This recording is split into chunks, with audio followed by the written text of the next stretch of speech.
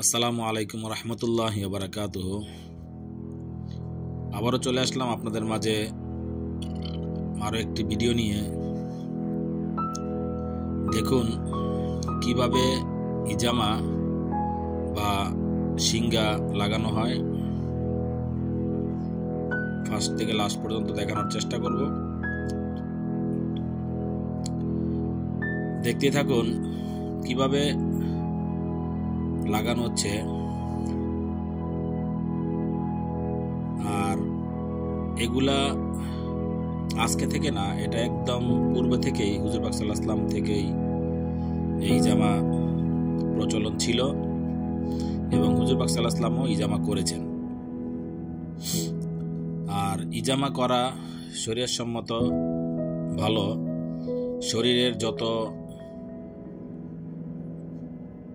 খারাপ রক্ত এটা বের হয়ে যায় এবং শরীরের ব্যথাও দূর হয়ে যায়। দেখুন প্রথমে একটা গ্লাস দিয়ে ওইখানে আগুনের মাধ্যমে এটা লাগানো হয়েছে।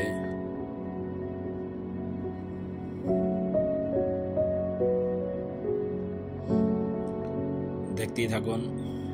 দেখেন গ্লাসগুলা একটা একটা করে খোলা হচ্ছে আর ব্লেড দিয়ে ওই জায়গাটা ছোট ছোট ছোট ছোট করে কাটা হচ্ছে।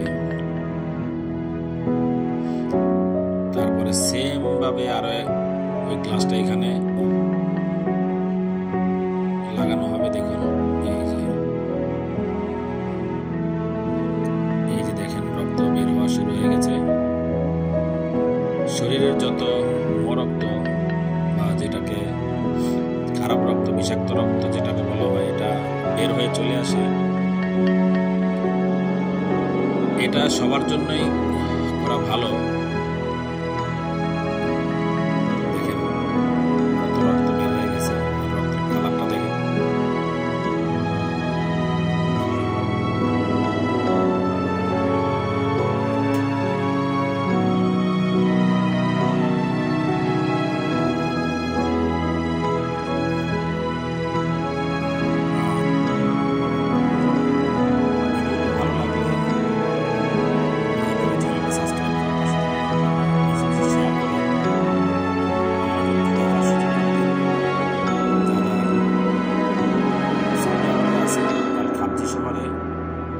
লাল খাবজি শহর, এইখানে এক বাংলাদেশি ভাই এই কাজ করেন।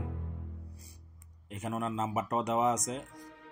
যদি কেউ এই জামা করাতে চান তাহলে ওই নাম্বারে যোগাযোগ করতে পারেন। বাংলাদেশি ভাইদের জন্য কিছু ছাড় আছে।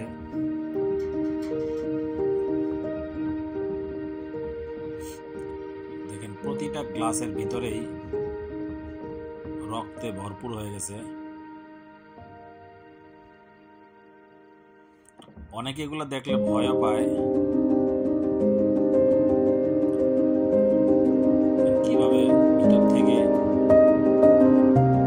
রক্ত বের হয়ে আসতেছে। আবার অনেকের মাথাও ঘুরায়, এটার কারণে মাথা চক্কর দিয়ে পড়েও যায়।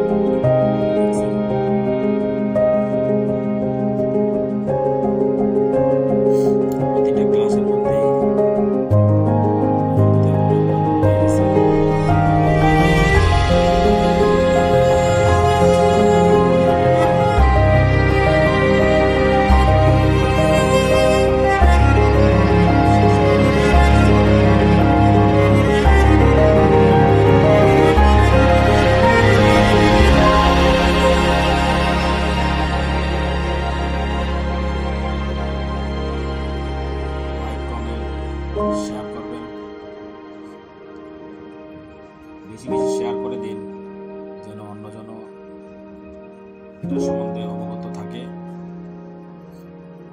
এটা করা সুন্নাত সম্মত, এটা সবাই করতে পারে, আপনারাও করবেন।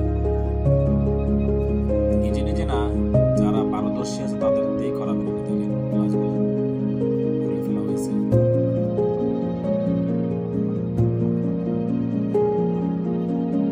মোটামুটি শেষ।